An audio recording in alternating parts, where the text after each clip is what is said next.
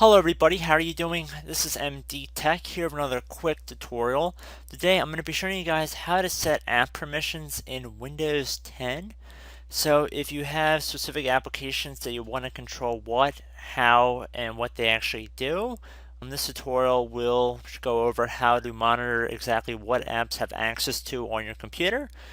So this is going to be pretty straightforward, and we're going to just jump right into it here. And we're going to start by heading over to the Start button.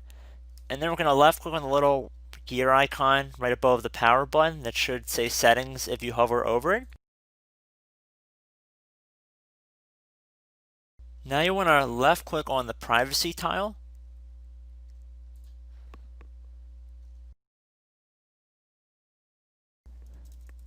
So at this point you can actually go through all these different settings and see what these specific applications are doing on your computer. So the first page, the general page, will just give you, obviously, as it appears, a general overview of different settings that can be changed. Specifically, most of it has to do with smart screen. Like, for example, smart screen filter to check for web content that the Windows Store apps use, which I would definitely recommend keeping that on. Let apps use your advertising ID for experience across all apps. You might want to turn that off, but you have to keep that in mind. That'll do it for all of your apps. It'll give you ads more targeted to your own personal taste, so that's why that's enabled by default. If you want to get more into the specific app by app, you can start going down this list here. Underneath location, we can see the location tracking is on. And if you want to scroll down and see different apps that you can use your location, they'll be listed down here if you scroll down to the bottom of the page. Just to turn something on or off, you can just toggle it to the on or off position just by left clicking on the oval. And it appears there's even geofencing, which is built in, which will basically trigger an alert from an app if you leave a certain predefined area. I don't know what apps might use this. I'm sure there are a few that if I looked around I probably could find them, but you could also disable some through here if they were listed. You can also set a default location on this page as well, and you can clear any location history that might be stored on the apps on your local computer. Whether or not that means that it's going to clear any information that's been stored on their remote servers. So specifically, like say for example, a Facebook app, I'm sure they'll still be able to keep your records of where you were if for some reason you had this enabled. You can also use the camera app.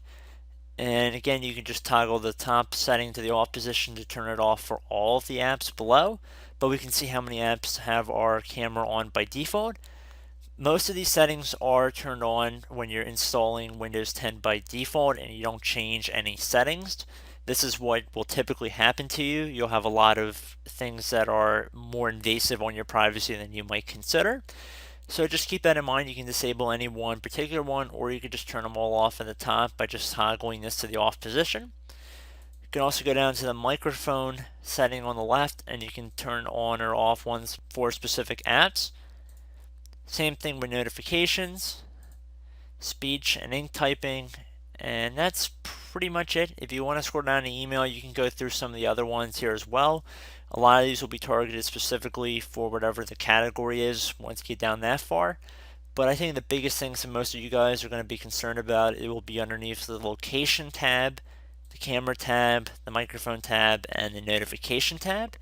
But you're more than welcome to go through all the settings on this page and change whatever you feel is necessary. So just keep that in mind, and once you're done, you don't really have to click on save or anything. All your settings should be saved by just clicking out of the oval, so it should automatically save any changes you make. So I hope this brief tutorial helped you guys out, and I will catch you in the next video.